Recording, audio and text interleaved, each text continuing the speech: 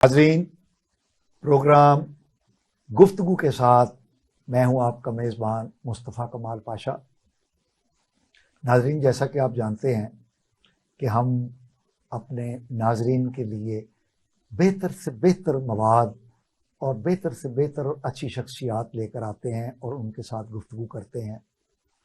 तो आज हमारे साथ जो आपके लिए गुफ्तगू करेंगी जो शख्सियत को हमने आज बुलाया है यहाँ पर,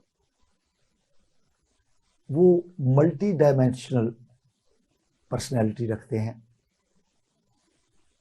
बहुत खूबसूरत इंसान हैं और जितने वो दिखने में खूबसूरत लगते हैं इतने ही वो ज़हनी तौर पर अपनी सोच के एतबार से खूबसूरत हैं। और जब वो गुफ्तगू करेंगे आपके साथ आपके लिए तो आपको वो उससे भी ज़्यादा खूबसूरत नज़र आएंगे। डॉक्टर फरीद मलिक साहब मेरे साथ आज शरीक गुफ्तगू होंगे। आप बुनियादी तौर पर पेशे के एतबार से साइंटिस्ट हैं, फॉरेन क्वालिफाइड हैं, लिखने पढ़ने और पढ़ाने का काम करते हैं, तजिया निगार हैं, अपना नुक्ता नज़र रखते हैं और उस पर इसरार भी करते हैं। डॉक्टर फरीद मलिक साहब, आपका बहुत बहुत शुक्रिया। थैंक यू सर, आप हमारे पास तशरीफ़ लाए। Very kind. हमारे सियासत में जो कुछ हो रहा है, 9 और 10 मई को जो कुछ हुआ हमारे मुल्क में, वो किसी तौर भी काबिल माफ़ी और काबिल सताइश नहीं है।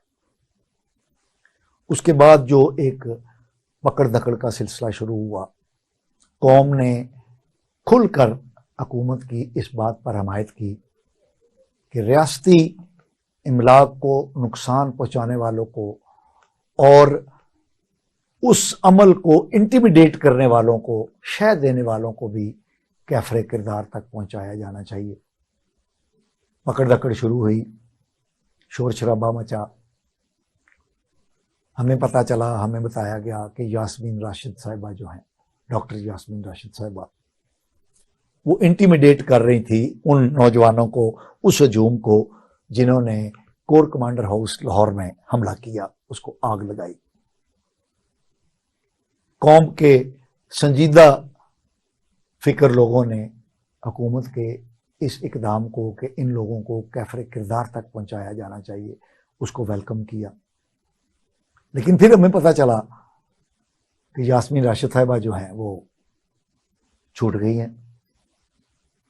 ओस पड़ गई हम पर कि ये क्या हो रहा है। एक तरफ उनको कौमी मुजरम के तौर पर पोर्ट्रे किया जा रहा है और फिर उनको गिरफ्तार कर लिया जाता है, फिर वो अदालत से छूट जाती हैं और कहा यह जाता है कि प्रोसिक्यूशन कमज़ोर थी, जुर्म साबित नहीं किया जा सका, तो उनको रिहाई मिल गई, ज़मानत मिल गई। तो हमें तो ऐसे लग रहा है कि अगर ऐसे ही प्रोसिक्यूशन होती रही जैसे पहले होती रही है, हुकूमतें जैसे पहले प्रोसिक्यूशन करती रही हैं, तो बड़े बड़े मुजरम जो हैं वो छूट जाएंगे। इस चीज़ को आप कैसे देखते हैं? देखिए जी, ये आपने एक बात में कई बातें अपनी कर दी। पहली तो चीज़ ये है कि पॉलिटिक्स ऑफ रेजिस्टेंस और एक टोटली डिफरेंट पॉलिटिक्स। एक पॉलिटिक्स ऑफ ट्रॉफी होती है, यानी हुकूमत में आना, वजीर बनना, मौज मेला करना। एक होती है पॉलिटिक्स ऑफ रेजिस्टेंस। मैंने, क्योंकि मेरी पैदाइश माल रोड की है और हमने दोनों एंगल देखी, और ज़ाहिर है हमारे तमाम तहरीकें वहीं तो चली और पॉलिटिक्स ऑफ रेजिस्टेंस भी देखी है और पॉलिटिक्स जो मेडल की है, ट्रॉफी की पॉलिटिक्स है, वो भी देखी। जो 9 मई का जो वाकया है, ये बेसिकली मैं ये समझता हूं कि इसमें थोड़ी हमाकत हुई। जो पॉलिटिकल वर्कर होता है वो वायलेंस पे नहीं कभी जाता, वो तोड़ फोड़ पे नहीं जाता। ठीक है, पॉलिटिक्स और तोड़ फोड़ जो है वो अपना इमेज लूज कर जाती है, वो स्टीम लूज कर जाती है। ठीक है, मगर जिन्होंने पॉलिटिक्स ऑफ रेजिस्टेंस नहीं की थी और पॉलिटिक्स ऑफ रेजिस्टेंस नहीं समझते थे, वो अनफॉर्चुनेटली उस दिन लिबर्टी वाले दिन شام کو ٹریپ میں ہو. میں بھی موجود تھا وہاں. اچھا, میں موجود تھا, لبرٹی میں بھی کھڑا ہوا تھا. جو کال تھی وہ سول سوسائٹی کو کال تھی لبرٹی پہ آنے کی, اور ہم چلے گئے.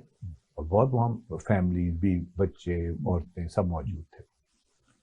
وہاں ایک ٹولہ آتا تھا جو آپ کو آ کے کہتا تھا کہ جی وہ وہاں چھاؤنی چلے, کنٹونمنٹ چلے. سر وہ ٹولہ اسی پارٹی کا تھا نا؟ ضروری نہیں, لوگ تھے, ضروری نہیں ہے, مجھے نہیں معلوم وہ کون تھے. یہ بڑا انٹرسٹنگ پوائنٹ ہے, کیونکہ ان کی جو پروفائل تھی وہ ذرا ڈفرنٹ تھی. وہ کوئی 20 اور 40 سال کی عمر کے درمیان کی ایک پروفائل تھی لوگ, اور وہ آ کے آپ کو بہت ایموشنلی وہ چارج کرتے تھے. او جی مار دیں گے, مچ جیل لے جائیں گے خان کو, یہ ہو جائے گا, وہ ہو جائے گا, اور چلیں جی کنٹونمنٹ چلیں, کنٹونمنٹ چلیں. تو کیونکہ ہم نے پولیٹیکل ریزسٹنس بہت دیکھی ہوئی, یہ بڑے ٹریپس دیکھے ہوئے.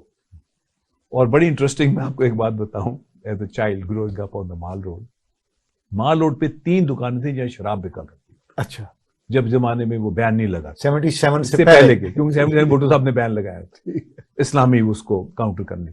تو 3 شراب کی دکانیں تھیں مال روڈ پہ, ڈی پی ڈیلجی, فرینچ وائن سٹور اور راجا وائن, 3 دکان. ایک ٹولہ تھا جو شراب کے شوقین تھے اور جو ولایتی شراب افورڈ نہیں کر سکتے تھے, وہ آ کے ان دکانوں کے باہر بیٹھ جاتے تھے اور جلوس کا انتظار کرتے, تاکہ جب وہ آئے تو وہ پھر شراب جلوس کی آڑ میں وہ شراب کی بوتلیں وہ لے کے بھاگتے تھے. ہم دیکھتے تھے ساری شرابی بے پھیلی ہوتی تھی, کوئی بوتلیں ٹوٹ جاتی تھی, کوئی چھوئے ہوتا تھا, وہ چلے جاتا. میں سمجھتا ہوں کہ یہ کیونکہ پولیٹیکل ریزسٹنس جن لوگوں نے نہیں کی تھی وہ ٹریپ ہو گئے, ان کو کنٹونمنٹ نہیں جانا چاہیے. مجھے بھی انہوں نے کہا چلے, میں نے کہا کہ ہمارا ادھر کیا تعلق ہے, ہم تو ایک پروٹیسٹ لاج کرنے آئے ہیں سول سوسائٹی کی طرف سے. Why should we go to the cantonment? ہمارا ان سے تو کوئی جھگڑا نہیں ہے, کوئی بات نہیں ہے, کیوں جائیں ہم وہاں, کوئی ریزن نہیں ہے. تو جو سینئر لوگ تھے جو سفید بالوں والے تھے وہ تو نہیں گئے, جو سفید بالوں والے نہیں تھے وہ چلے گئے. اچھا, یاسمین راشد کا آپ نے ذکر کیا, میں ان کو پرسنلی جانتا ہوں, ان کے سسر کو بھی جانتا ہوں, وہ بڑے جالے تھے پیپلز پارٹی کے, غلام نبی صاحب. ہاں, بڑی تقریریں ان کی سنی ہوئی ہیں. یاسمین راشد کا یہ تھا کہ وہ چلی تو گئی کنٹونمنٹ, مگر گیٹ پہ پہنچ کے انہوں نے پھر لوگوں کا واپس چلو. دیکھو نا, وہ شراب کی دکان مجھے یاد آ گئی کہ جو شرابی شراب کی دکان کے باہر بیٹھا ہوا تھا اس نے تو واپس نہیں جانا تھا, اس نے تو بوتل لے کے جانی تھی. تو یہ مجھے ویسے بڑا لائٹ لے رہے ہیں 9 تاریخ کے واقعات کو. دیکھیں جی, میں لیوریج دے رہے ہیں آپ؟ نہیں, میں دیکھیں, میں لائٹ نہیں لے رہا ہوں, میں لائٹ نہیں لے رہا ہوں. آپ کہہ رہے ہیں بول پان میں مارے گئے. they were trapped. بالکل میں یہ کہہ رہا ہوں they were trapped. مگر جو مجھے جو زیادہ چیز بودر کرتی ہے اس سے بھی زیادہ, کیونکہ ایوب خان کے زمانے میں جلوس نکلے تو ایک ٹیئر گیس شیل فائر ہوا جو لاہور ہائی کورٹ میں جا کے لینڈ کر. تو اس وقت جو چیف جسٹس تھے انہوں نے سو موٹو ایکشن لیا, انہوں نے جو آئی جی تھا اس کو بلایا, انہوں نے کہا آپ نے ٹریس پاسنگ کی, یہ شیل کیوں گرا ہے ہائی کورٹ کے پریمیسز کے اندر, ٹھیک ہے, آپ نے قانون کو بائی پاس کیا, آپ نے قانون کو شیل مارا ہے. تو آئی جی نے معافی مانگی اور وہ ان کی معافی کی گئی ان کو. میں سمجھتا ہوں جو رینجرز کا اسلام آباد ہائی کورٹ میں انٹر ہونا وہ بھی ایک بہت بڑا المیہ اور ایک بہت بڑا ایک ڈیزاسٹر تھا جو بالکل نہیں ہونا چاہیے. میں ایکٹیوسٹ رہا ہوں اپنی ساری زندگی, پیسفل ایکٹیوسٹ رہا ہوں. اتنا بڑا حلہ میں نے اپنی زندگی میں نہ کبھی سوچا تھا نہ کبھی دیکھا تھا. ڈاکٹر صاحب آپ بڑا مارجن دے رہے ہیں, ویسے بات یہ ہے جی کہ وہ ٹریپ ہو گئے, جی وہ رینجرز کے ریئیکشن میں ہو گئے, جی لیکن اب تو یعنی جو چیزیں 9 اور 10 کو ہوئی ہیں جی ان کو ہم بڑی سادگی سے اس طرح اگنور نہیں کر سکتے کہ بول پان میں مارا گیا. جی میرا خیال یہ ہے اب تو باتیں ہو رہی ہیں کہ پارٹی پر بین بھی لگ سکتا ہے, جی سارے بندے وہ پالیٹکس چھوڑ کے جا رہے ہیں, جی یعنی سب اپنے آپ کو اس سے الوف کر رہے ہیں, ڈسٹنس جی کر رہے ہیں. جی اور دوسری طرف نظر یہ آ رہا ہے کہ حکومت بھی ان کو کیفر کردار تک پہنچانے میں کوئی کامیاب نظر نہیں آ رہی, جی کیونکہ عدالتیں جو ہیں وہ تو ثبوت پہ فیصلہ کرتی ہیں, بالکل ٹھیک, انصاف نہیں دیتی. ہمارے ایک بہت بڑے تاریخی چیف جسٹس تھے, جسٹس ایم آر کیانی, ہاں تو وہ کہا کرتے تھے, ان کی کتاب میں بھی لکھا ہوا ہے کہ عدالتی نظام جو ہے یہ انصاف کے لیے نہیں ہے، یہ فیصلے کرنے کے لیے ہے، اور فیصلہ ہوتا ہے ثبوتوں پہ. بالکل ٹھیک بات. تو اگر آپ ثبوت فور میں ہے تو فیصلہ فور ہو جائے گا، اور اگر ثبوت اگینسٹ ہیں تو وہ فیصلہ منفی میں ہو جائے گا. تو میرا یہ خیال ہے کہ حکومت ابھی تک نظر نہیں آ رہی کہ وہ یہ ثابت کر سکے گی کہ جو کچھ ہوا ہے یہ ڈیلیبریٹلی ہوا ہے، کیونکہ ثبوت پیش کرنے میں جیسے آپ نے بھی کہا، تو آپ کو کس طرف حالات جاتے ہوئے نظر آتے ہیں؟ دیکھیں اب میں تھوڑا اس کو ایک اور وائڈر پرسپیکٹو سے دیکھنا چاہتا ہوں. ہمارے ہاں پاکستان میں انسٹیٹیوشن کولیپس ہوا اور یہ 85 سے شروع ہوا، اور یہ آہستہ آہستہ کرتے کرتے ساری انسٹیٹیوشنز آپ کی نان فنکشن، جس میں پولیس بھی شامل، غیر جماعتی، اس میں پولیس بھی شامل.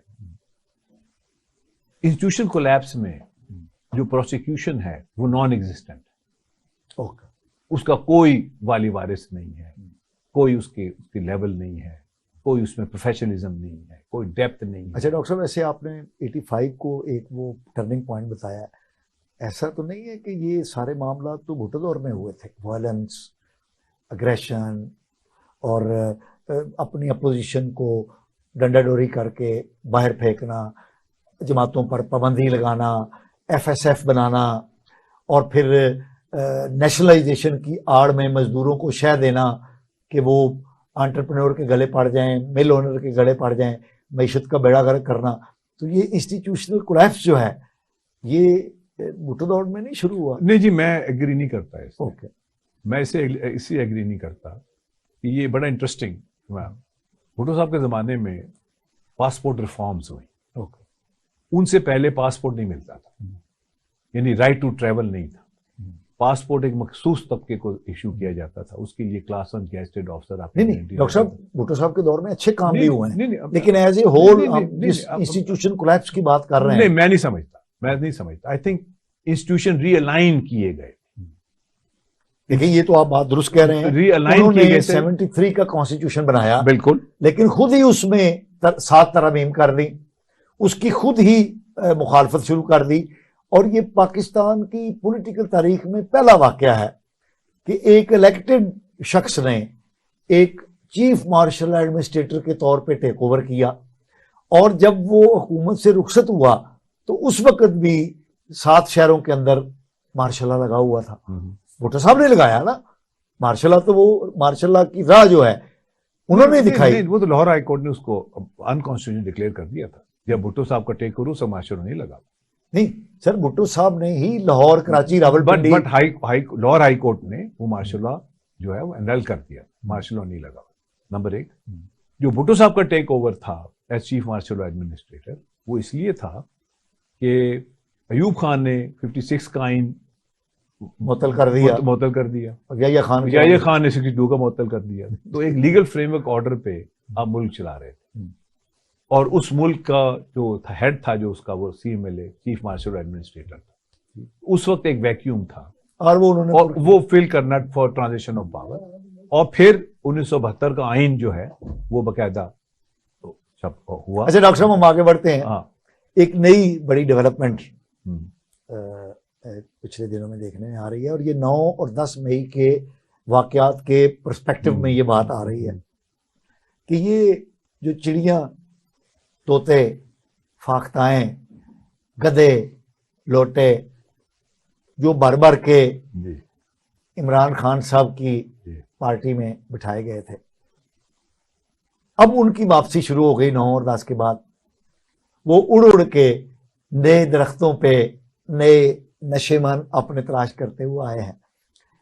تو اب جو ایک بہت بڑا نشے من نظر آیا ہے وہ جہانگیر ترین خان صاحب کا ہے کہ بہت سارے لوٹے لپاڑے جو ہیں وہ اڑ اڑ کے ان کے ساتھ ہاتھ ملا رہے ہیں. اور وہ 2000 پہلے بھی عمران خان صاحب کو اسٹرینگتھن کرنے کے لیے بھی جہانگیر خان صاحب کا جہاز چلا، ان کی ATM چلی، اور یہ اس طرح کے جو نام نہاد سیاستدان تھے ان کو توڑ توڑ کے تو عمران خان صاحب کی جولی میں ڈالا گیا. اب یہی عمل ہمیں نظر آ رہا ہے کہ جہانگیر خان صاحب اب ایک نئی جماعت بنا کے تو ان لوٹوں کو پھر اکٹھا کر رہے ہیں. تو سیاست میں یہ کیا ہو رہا ہے؟ جی بڑی انٹرسٹنگ آپ نے بات کی, اور آپ نے ایک لفظ یوز کیا کہ خان صاحب کو اسٹرینتھن کرنے آئے. میں سمجھتا ہوں خان صاحب کا بیڑا غرق کرنے آئے صحیح, عملاً ایسا ہی ہوا, وہ ثابت ہو گیا. دیکھیں یہ آپ نے اسٹرینتھن کا بڑا اچھا لفظ استعمال کیا, جس طرح کوئی بڑا کوئی وہ گلو ہے یا کوئی وہ ایرلڈائڈ ہے جو وہ جوڑ کے پکا کرتی ہے, وہ خان صاحب کا بیڑا غرق کرنے آئے تھے. وہ انگریزی کا ایک کہاوت ہے کہ the more the things change, the more they remain the same. ایک ٹولہ ہے جو ملک میں چینج نہیں چاہتا, وہ کسی صورت میں کسی قیمت پہ اسٹیٹس کو کا چیمپئن. اور یہ جو ٹولہ ہے جس کا آپ نے ذکر کیا, یہ اس اسٹیٹس کو کے چیمپئن ہے. ان کا کام ہوتا ہے کہ جو بھی نیا نشیمن, ظاہر بات ہے جب ایک نیا نشیمن بنتا ہے تو وہ کوئی نئی بات لے کے نشیمن بنتا ہے, نیا کوئی پرانی بات سے نیا نشیمن تو نہیں بنے گا. تو جب بھی کوئی نیا نشیمن بنتا ہے تو وہ نئی بات لے کے بنتا ہے. تو پھر ان اسٹیٹس کو کے لوگوں کو بھیجا جاتا ہے اس نشیمن کا بیڑا غرق کرنے کے. اور یہ پارٹی شارٹی نہیں بناتے, یہ بھی میں آپ کو کلیئر کر دوں, ان میں اتنی سخت نہیں ہے, نہ اتنی فالوئنگ ہے, نہ اتنے ان کے روٹس ہیں کہ یہ پارٹی بنائے. کیونکہ پارٹی بنانے ایک بہت لمبا اور ایک بڑا مطلب صبر آزما کام ہے. اور کیونکہ میرے والد مسلم لیگی تھے, میں اپنے آپ کو مسلم لیگ چائلڈ بھی کہتا ہوں, تو میں نے دیکھا ہے کہ پارٹی کس طرح بنتی ہیں, کس طرح ہوتی ہیں.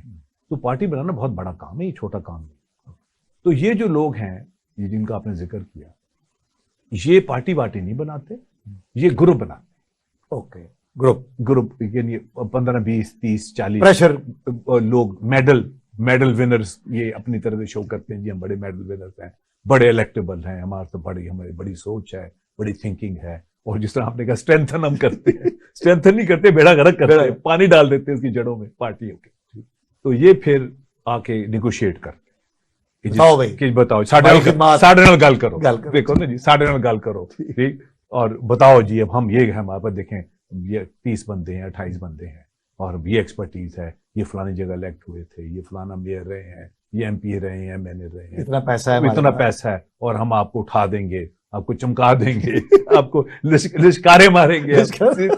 وہ شیکسپیئر کہتے ہیں all that glitters is not gold. تو یہ وہ گلٹر پیدا کرنے کی کوشش کرتے ہیں. اس گلٹر میں ان کے اپنے مفادات ہوتے ہیں, اس گلٹر سے یہ فائدہ اٹھاتے ہیں, اور پھر جب وہ دیکھتے ہیں کہ وہ گلٹر جو ہے اب وہ کام نہیں کر رہا تو پھر یہ کہیں اور جگہ گلٹر کرتے ہیں. اچھا ڈاکٹر صاحب, آپ نے بڑی ایک خوبصورت بات کہی, اور آپ نے بڑے فخر سے کہا کہ میرے ابا جی مسلم لیگ میں تھے اور میں بھی مسلم لیگی ہوں. مسلم لیگ چائلڈ, مسلم لیگ ایگزسٹ نہیں کرتی. ہاں میں ادھر ہی آ رہا ہوں. بالکل. ہماری جو سیاست میں جس گند کی ابتدا ہوئی ہے جی, جس کا ہم ذکر کر رہے ہیں ابھی, جی, اس کی خالق مسلم لیگ ہی نہیں ہے. بالکل 100%. جو اس میں 100% ہے جی, یہ 100% ہے. یہ آپ نے بڑی اچھی بات کی.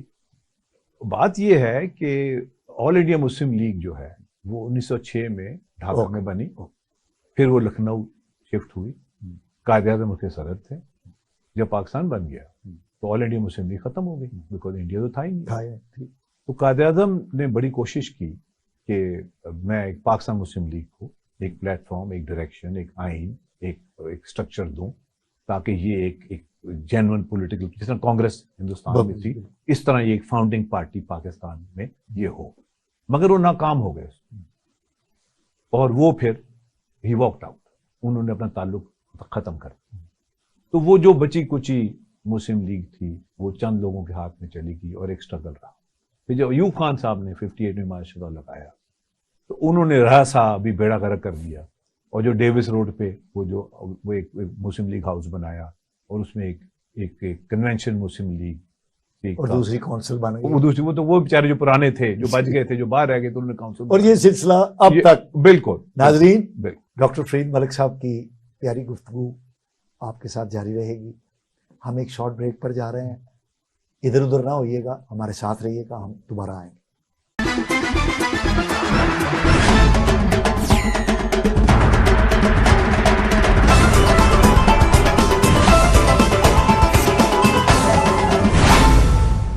ناظرین ویلکم بیک. ناظرین, آپ کے ساتھ گفتگو کرنے کے لیے میرے ساتھ شریک گفتگو ہیں ڈاکٹر فرید ملک صاحب. آئیے ہم وہیں سے اپنی گفتگو کا آغاز کرتے ہیں جہاں سے ہمارا یہ سلسلہ ٹوٹا تھا. ڈاکٹر صاحب ہم بات کر رہے تھے JKT جہانگیر خان ترین گروپ کی. آپ نے بڑی تفصیل سے اس پر روشنی ڈالی اور آپ نے بڑی واضح انداز میں کہا کہ یہ سیاسی جماعت بنانے کی نہ تو اہلیت رکھتے ہیں، لیکن یہ جو ٹرافی ونر قسم کے لوگ ہیں جن کا پرپز ہی ہمیشہ اقتدار میں رہنا ہوتا ہے، وہ چہرے بدل بدل کے، پارٹیاں بدل بدل کے آتے ہیں. اور اصل میں ایک دفعہ ایک اسی طرح پارٹیاں بدلنے والے بندے سے، پولیٹیشین سے کسی نے پوچھا کہ یار تم یہ پارٹیاں ہر وقت کیوں بدلتے رہتے ہو؟ اس نے کہا آپ کو کس نے کہا کہ میں پارٹیاں بدلتا رہتا ہوں؟ میں تو ہمیشہ ایک پارٹی کے ساتھ رہتا ہوں. اس نے کہا جناب آپ کی کوئی چھٹی کی 7ویں پارٹی آپ نے بدلی ہے. اس نے کہا یہ آپ کا دیکھنے کا قصور ہے، میں ہمیشہ حکمران پارٹی کے ساتھ رہا ہوں تو میں نے تو پارٹی کبھی بدلی نہیں ہے. تو لیکن ڈاکٹر صاحب اب آپ کو نظر نہیں آ رہا کہ اب ہماری پالیٹکس اس مقام تک آ گئی ہے کہ اب اس میں سکت نہیں ہے، اب آپ عوام کو بیوقوف نہیں بنا سکتے؟ دیکھیں آپ you see any change, substantial change? Sir آپ دیکھیں بہت سبسٹینشیل چینج ہے. آپ دو چیزوں کو مکس کر رہے ہیں. بہت سبسٹینشیل چینج ہے. اوکے. اور جتنا آپ لوگوں کو ذلیل کریں گے اور ظلم کریں گے اتنا وہ بیلٹ باکس میں آپ سے بدلا لیں. یہ تاریخ کا ایک سبق ہے. عوامی لیگ نے 70 کا الیکشن بائی فار سویپ کیا. ٹھیک ہے. اسی طرح میں سمجھتا ہوں کہ یہ ہمارے بہت سکت ہے اور اسی لیے الیکشن نہیں ہو رہے. اچھا. کیونکہ عوامی رد عمل جو ہے وہ بہت زیادہ ہوگا. اچھا ڈاکٹر صاحب جی آپ کی بات کو آگے بڑھاتے ہوئے، عمران خان صاحب تبدیلی کا ایک استعارہ بن کے ہمارے سیاسی منظر پر طلوع ہوئے تھے. انہوں نے بڑی طویل جدوجہد کی، انہوں نے نوجوان نسل کو امپریس بھی کیا اور وہ اس سیگمنٹ آف سوسائٹی کو عملی پالیٹکس میں لے کر آئے جو پہلے ڈرائنگ روم تک کی محدود تھی. تو یہ ایک بہت بڑی چینج تھی ہمارے پالیٹکس کے اندر. لیکن انفارچونیٹلی جو انجام ہوا ان کا، انہوں نے جس انداز میں پالیٹکس کو ہینڈل کیا، انہوں نے اپنی جو فالوئنگ تھی اس کو جس انداز میں لڑا دیا ریاست کے ساتھ. اور میرا خیال ہے کہ عمران خان صاحب کا جو تبدیلی کا نعرہ تھا وہ المناک انجام سے دوچار ہو گیا ہے. نہیں، آپ یہ تو بڑی سویپنگ سٹیٹمنٹ دے رہے ہیں. المناک انجام سے دوچار، میں نہیں سمجھتا کوئی المناک انجام سے دوچار ہوا ہے. آپ سمجھتے ہیں کہ اسٹیبلشمنٹ کے ساتھ ٹکرا کے اس طرح دیکھیں جی اسٹیبلشمنٹ وہ سروائیو کر سکیں گے؟ نہیں، دیکھیں میں ضرور مانتا ہوں کہ انہوں نے اسٹیبلشمنٹ کا جو ریزسٹنس اور جو نیگیٹیوٹی تھی اس کو انڈر ایسٹیمیٹ، یہاں تک میں مانتا ہوں. کیونکہ میں نے ریزسٹنس کی پالیٹکس بھی دیکھی ہے اور مجھے بخوبی علم ہے کہ ریزسٹنس کی پالیٹکس کتنی مشکل ہے. اور ریزسٹنس کی پالیٹکس کے لیے آئیڈیالوجی چاہیے. اور آپ بالکل ٹھیک آپ نے کہا، جماعت آئیڈیالوجی سے بنتی ہے. ٹھیک. بغیر آئیڈیالوجی کی کوئی جماعت نہیں. میرے والد صاحب مسلم لیگی تھے، سخت ناپسند کرتے تھے عوامی نیشنل پارٹی والوں، ولی خان اور ان سب، مگر وہ ہمیشہ تعریف کرتے تھے کہ انہوں نے کبھی کمپرومائز نہیں پرنسپل کے. یہ لوگ وہ کہتے تھے یہ میں سلوٹ کرتا ہوں ان کو، جو اصول ہیں انہوں نے سمجھوتا نہیں کہ جیل چلے گئے، بہت قید و بند سب کچھ کیا مگر سمجھوتا آئیڈیالوجی. اور آپ کی بات بڑی ہوتی ہے. لیاقت باغ کے اندر جس وقت بھٹو دور میں ان کے جلسے پہ فائرنگ ہوئی، کچھ 70 یا 90 لاشیں تھیں، تو ولی خان نے کہا تھا کہ یہ میں لاشیں اٹھا کے واپس جا رہا ہوں. اور اگر ولی خان صاحب اس وقت بغاوت کا اعلان کر دیتے بالکل تو بھٹو حکومت ٹھہر نہیں سکتی تھی. تو میرے کہنے کا مطلب ہے کہ یہ سیاسی جماعت بنتی ہے آئیڈیالوجی. انفارچونیٹلی ہماری بڑی المیہ ہے کہ مسلم لیگ کی کوئی آئیڈیالوجی نہیں. ٹھیک ہے. ٹھیک؟ میں پوچھتا ہوں سوائے اقتدار میں رہنے کے نہیں اور مال بنانے کی تو کہ ان کی کوئی ideology you know as a Muslim League child مجھے بڑی تکلیف ہوتی ہے کیونکہ میں نے بڑے بڑے اسٹالورٹس دیکھے ہیں, بڑے بڑے لوگ دیکھے, بڑے لوگ تھے مسلم لیگ میں. وہ اپنا خان قیوم خان تھے, حسین شیخ سہروردی تھے, خواجہ ناظم الدین تھے, بڑے بڑے چودھری محمد علی, چودھری محمد علی میں بھی تو بیوروکریٹ تھے, وہ ہارڈ کو مسلم لیگی نہیں تھے. آپ نے بےزتی کر دی ان کا نام لے کے کیونکہ وہ مسلم لیگی نہیں تھے, وہ تو ایک بیوروکریسی سے آئے تھے پالیٹکس میں. لیکن پاکستان کا پہلا آئین انہوں نے دیا تھا. چلیں وہ اپنی جگہ ہے, مگر تو میرا کہنے کا مطلب یہ ہے کہ خان صاحب نے جو ریزسٹنس تھی اور جو اسٹیبلشمنٹ کی وہ فورس تھی اس کو انڈر ایسٹیمیٹ کیا. میں آپ کو بتاتا ہوں, میں جب چیئرمین تھے سائنس فاؤنڈیشن کا تو ہمارے ایک امپلائی کا ایشو تھا, تو وہ انہوں نے ہمارے جو امپلائی تھے انہوں نے منسٹری کے ساتھ مل کے اپنے آپ کو پرائم منسٹر سیکریٹریٹ میں ٹرانسفر کرا لیا. اچھا. اب میں چیئرمین تھا سائنس فاؤنڈیشن, ایک آٹونومس ادارہ. ٹھیک. تو میں نے کہا, میں نے کہا جی یہ میرا امپلائی ہے, میری کنسینٹ, میری بغیر پرمیشن کے یہ پی ایم سیکریٹریٹ میں کیوں چلا گیا؟ چلیں اگر چلا بھی گیا, اگر اتنا اہل ہے اور پاکستان اس کے بغیر نہیں چل سکتا تو ان سے کہیں کہ اس کو ابزارو کر لیں, اس کو وہ رکھ لیں, میں چھٹی میں اس کی جگہ کو اور رکھ لوں گا, گڈ ریڈنس ہو جائے گی. ٹھیک ہے, جس طرح آپ نے کہا نا وہ اڑ کے کسی اور پہ چلے جانے دیں. تو انہوں نے سیکرٹری صاحب نے مجھے 1970 کا ایک آرڈیننس بھیج دیا. اچھا. اس میں یہ لکھا ہوا تھا, جب 1970 میں لوگ ایسٹ پاکستان نہیں جا رہے تھے تو ایک آرڈیننس ایشو ہوا مارشل لا حکومت کی طرف سے کہ پی ایم سیکریٹریٹ جس کو جہاں بھیجے گا وہ چلا جائے. اچھا. انہوں نے مجھے وہ بھیج دیا. یہ جناب, یہ جناب میں نے کہا سر یہ 73 کا آئین پاس ہو چکا ہے, آپ مجھے بے وقوف بنا رہے ہیں, میں پڑھا لکھا انسان ہوں, یہ 70 کا آرڈیننس آپ مجھے بتا رہے ہیں جبکہ 73 کا آئین بن چکا ہے, تو یہ اوور رائڈ کر رہا ہے اس کو. اچھا. اب بھی پچھلے کوئی مہینے ہائی کورٹ کے ایک جج صاحب نے 1860 کا جو سیڈیشن لا ہے, اچھا, انہوں نے کہا جی آئین سے تصادم کر, اور انہوں نے اس کو اسٹرائک ڈاؤن کر. پوائنٹ یہ ہے کہ اس وقت بے شمار قوانین ہیں جو آئین سے تصادم کر رہے ہیں, ان کے بارے میں کوئی بات نہیں کر رہا. ان کی ایک لسٹ بننی چاہیے جو کانٹراڈکٹری ہیں, ان کو اسٹرائک ڈاؤن کرنا چاہیے. بالکل. اب دیکھو نا 1860 کا سیڈیشن ایکٹ, 1923 کا وہ آج کل جو بڑی بات ہو رہی ہے سیکریسی ایکٹ, پھر 1935 کا گورنمنٹ آف انڈیا, سب ختم ہو چکے ہیں. پھر ایوب خان کے ایم پی اوز اور یہ جو سیکشن 140 وہ سب یہ کلونی ختم ہے, وہ فنش. کلونی ماشاء اللہ یہ سب ختم ہو گئے ہیں. 73 کا آئین آ گیا. جو مجھے کسی نے بھیجا ہے کہ 17 کلوزز ہیں فنڈامنٹل ہیومن رائٹس کے ان دا 73 کانسٹیٹیوشن, مگر آج تک کبھی ان پہ ڈیبیٹ ہوئی نہ وہ امپلیمنٹ ہوئے. دیکھیں نا, یہ ایک ہم نے ایک مذاق بنایا ہے. تو یہ 73 کے بعد تھنگ شوڈ ہیو چینج. 73 کا آئین از the document which we have to follow. آپ کی بات بڑی ہوتی ہے ڈاکٹر صاحب. ایک بہت اہم آج کی خبر ہے, آپ نے 73 کا کانسٹیٹیوشن کہا.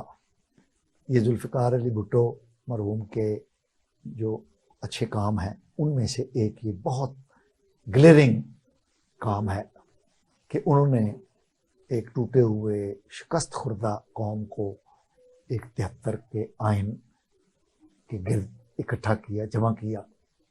اور یہ اس آئین کی ریزیلینس ہے کہ 50 سال گزرنے کے باوجود وہ اس پر قوم اور فیڈریشن کے جو مختلف کانسٹیٹیوئنٹ ادارے ہیں, صوبے ہیں, وہ اس پر متفق ہیں. اور ذوالفقار علی بھٹو صاحب کے اچھے کاموں میں ایک کام جس کا آج میں نے ذکر کیا کہ سنگل کالم کی خبر چھپی تھی کہ پاکستان کی ٹاپ جو یونیورسٹی ہے وہ اس وقت رینکنگ میں وہ علامہ اقبال اوپن یونیورسٹی ہے. اور اس کا ذکر بہت کم ہوتا ہے ہمارے, کیونکہ ظاہر ہے پرائیویٹ یونیورسٹیاں, منی مینٹنگ والی یونیورسٹیاں جو ہیں وہ چھائی ہوئی ہیں پرائیویٹ سیکٹر کی, جن کا کام جو ہے ایک ہاتھ سے پیسہ لینا ہے اور دوسرے ہاتھ سے ڈگری دینا ہے. اور بنیادی طور پہ موسٹلی ہماری جو, ویسے تو ہماری سرکاری یونیورسٹیاں بھی یہی کام کر رہی ہیں کہ وہ پڑھے لکھے بے روزگاروں کی ایک فوج جو ہے وہ ڈیولپ کر رہی ہیں. ایسے ماحول میں علامہ اقبال یونیورسٹی کا پاکستان کی نمبر 1 یونیورسٹی ڈکلیئر ہونا ایک بہت بڑی بات ہے. تو میں کیونکہ ذاتی طور پہ بھی جانتا ہوں علامہ اقبال اوپن یونیورسٹی جو ہے یہ ایشیا کی فاصلاتی تعلیم میں ایشیا کی سب سے بڑی یونیورسٹی ہے اور رینکنگ میں اب وہ پاکستان کی نمبر 1 ڈکلیئر ہوئی ہے. تو how do you see this phenomena? دیکھیں جی یہ واقعی بڑی ریمارکیبل، اور جس سیگمنٹ سوسائٹی کو وہ سرو کر رہی ہے وہ واقعی نالج سیکرز ہیں، وہ واقعی زندگی میں آگے جانا چاہتے ہیں، جینوئن وہ نالج سیکر ہیں. مگر ایک میں تھوڑا کلیئر کر دوں، آپ نے بات کی پرائیویٹ یونیورسٹیز کی، اس میں ایک بڑی ڈسٹنکشن ہے جو عام لوگوں کو نہیں پتا. اچھا. وہ ڈسٹنکشن یہ ہے کہ کچھ یونیورسٹیز ایسی ہیں جو منی میکنگ یونیورسٹیز، اوکے، کچھ یونیورسٹیز ایسی ہیں جو منی میکنگ نہیں ہیں، جہاں جینوئنلی اور فیس کو سبسیڈائز کیا جائے. اچھا. جس طرح ایف سی کالج جہاں میں پڑھاتا بھی ہوں، اوکے، ہمارا فی ریونیو 78% ہے، okay, 22% is subsidized okay, by the university which raises funds from the alumni and other people. Okay. اسی طرح لمپس جو ہے university which is a private university، اس کا فی ریونیو 75% ہے، اوکے، 25% is subsidized. اوکے. دنیا کی جو one of the best universities MIT جو ہے اس کا فی ریونیو 20% ہے اور 80% is subsidized. اوکے. اچھی یونیورسٹی جو پرائیویٹ سیکٹر میں بھی ہیں وہ سبسیڈائز کرتی ہیں، وہ ریسرچ گرانٹس لے کے آتی ہیں، وہ الومنائی سے گرانٹس لے کے آتی ہیں، اچھی فیکلٹی اکٹھا کرتی ہیں، وہ فیس سے قائم نہیں رہتی، وہ تعلیم اور تدریس سے قائم رہتی ہیں. چلے میں اپنی اسٹیٹمنٹ کو ریوائز کرتا ہوں کہ کچھ یونیورسٹیاں بہت اچھا کنٹریبیوٹ کر رہی ہیں لیکن موسٹلی پرائیویٹ سیکٹر کی یونیورسٹیاں جو ہیں وہ. میں فل فی یونیورسٹی کے خلاف، کیونکہ تعلیم بزنس نہیں ہو سکتا. ہم نے ہمیشہ جب ہم چھوٹے تھے تو ہم نے یہ دیکھا تھا کہ تعلیم اور صحت یہ دو ایسے گورنمنٹ کی ذمہ داری ہے، یہ گورنمنٹ یہ بزنس نہیں ہو سکتا، اس کو بزنس اور وے آف ارننگ نہیں بنانا چاہیے. ڈاکٹر صاحب ہم بات کر رہے تھے علامہ اقبال اوپن یونیورسٹی کی. تو میں جب پنجاب یونیورسٹی میں میری سلیکشن ہوئی ان 1991 میں اسسٹنٹ پروفیسر کے طور پہ، تو وہاں پر مجھے ایک ہمارے اللہ ان کو غریق رحمت کرے فوت ہو گئے ہیں، پی ٹی وی کی بہت معروف شخصیت تھے امجد، ضیاء الرحمان امجد. وہ بعد میں پاکستان کے ڈائریکٹر پروگرامنگ بھی ہوئے، ہیڈ کوارٹر میں گئے. تو وہ شعبہ جرنلزم میں وزٹنگ فیکلٹی کے طور پہ آتے تھے.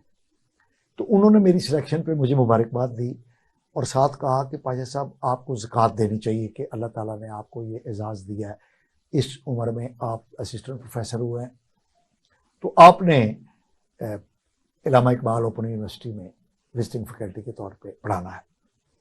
تو میں نے انہیں کہا کہ یہ تو مطلب میرا آنر ہوگا، تو آپ مجھے اتنا یعنی عاجزی سے یہ کیوں کہہ رہے ہیں؟ کہنے لگے وہ اس لیے کہہ رہا ہوں کہ وہاں پر جو ریمونریشن ہے اس کو آپ نے نہیں دیکھا، یعنی تنخواہ بہت کم ہے، تنخواہ بہت کم ہے، تو آپ نے کنٹریبیوٹ کرنا ہے. میں کہ آپ نے حکم دیا میرے سارے آنکھوں پہ.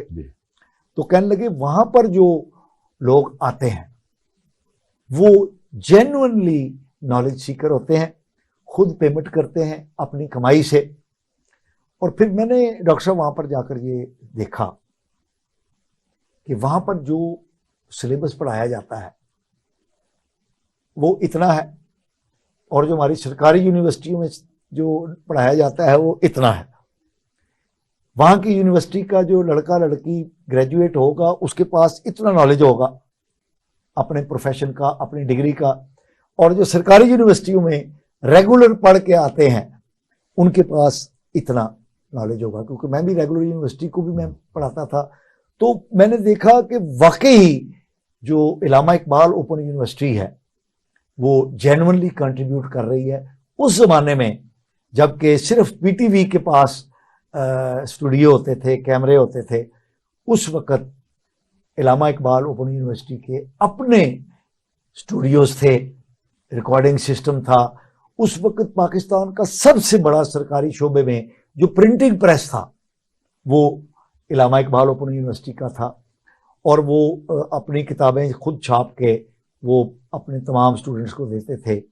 اور لارجسٹ نیٹ ورک جو تھا وہ علامہ اقبال یونیورسٹی کا تھا, لارجسٹ پرنٹنگ نیٹ ورک جو ہے وہ علامہ اقبال اوپن یونیورسٹی کا تھا, اور largest network of electronic media کا ریکارڈنگ کا سسٹم جو ہے وہ ان کے پاس تھا.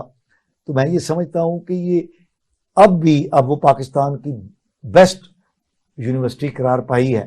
تو یہ ایک اعزاز ہے اس یونیورسٹی کا کہ وہ پبلک سیکٹر میں ہونے کے باوجود اتنا کنٹریبیوٹ کر رہی ہے, ورنہ ہمارے ہاں جو پبلک سیکٹر یونیورسٹیز ہیں اور جو ادارے ہیں وہ تقریباً day by day private sector کے سامنے ہر لحاظ سے وہ ریسیشن میں جا رہے ہیں اور وہ ان کے آگے سرنگوں ہوتے جا رہے ہیں.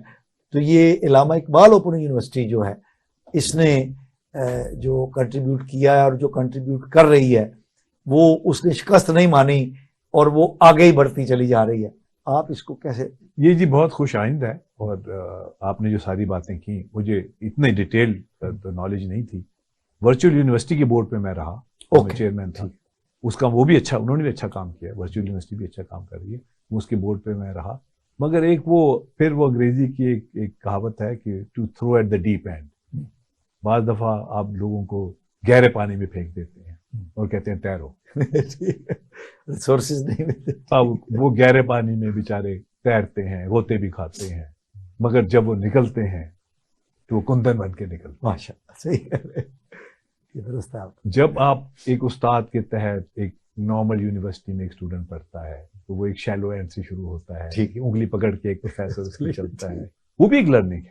ٹھیک ہے, دیکھو نا, وہ بھی سیف موڈ میں چلتا ہے, اور وہ بھی ایک لرننگ ہے. وہ پروفیسر کو دیکھتا ہے, فیطری خد و خال دیکھتا ہے, اس کی گفت و شنید دیکھتا ہے, اس کی کمٹمنٹ دیکھتا ہے, اس کی ڈگری دیکھتا ہے, اس کی ریسرچ دیکھتا ہے, اس کی پبلیکیشن دیکھتا ہے.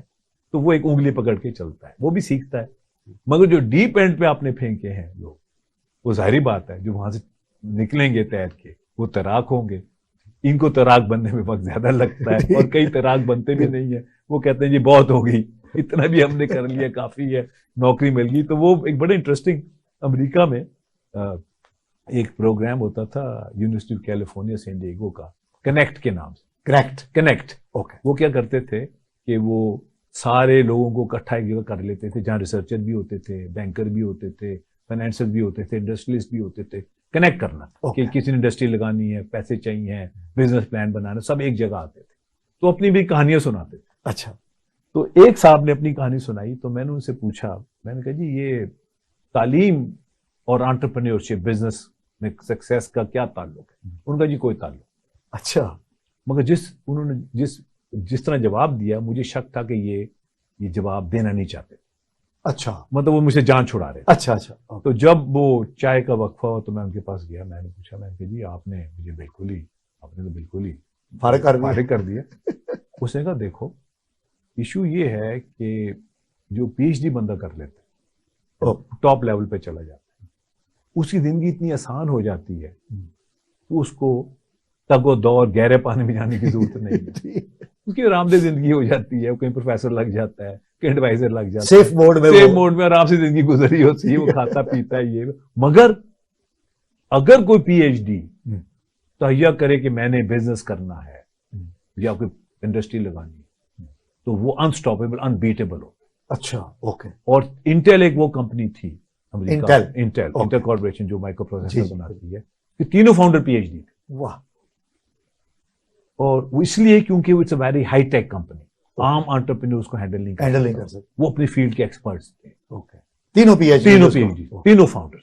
اور انہوں نے ایک ایسی کمپنی بنا دی جو اس وقت دنیا کی سب سے بڑی مائکرو الیکٹرانک کمپنی. ڈاکٹر صاحب آپ سے بہت مزہ آیا گفتگو کر کے. ناظرین, یہ ہم نے جو گفتگو کی, یہ ہم گفتگو آپ کے لیے کرتے ہیں.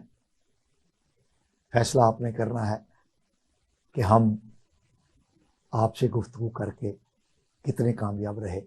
ڈاکٹر صاحب آپ کا بہت بہت شکریہ ہمارے پروگرام میں تشریف لائے. ناظرین, اپنے میزبان مصطفیٰ کمال پاشا کو اگلے پروگرام تک کے لیے اجازت دیجیے. اللہ نے کے بعد.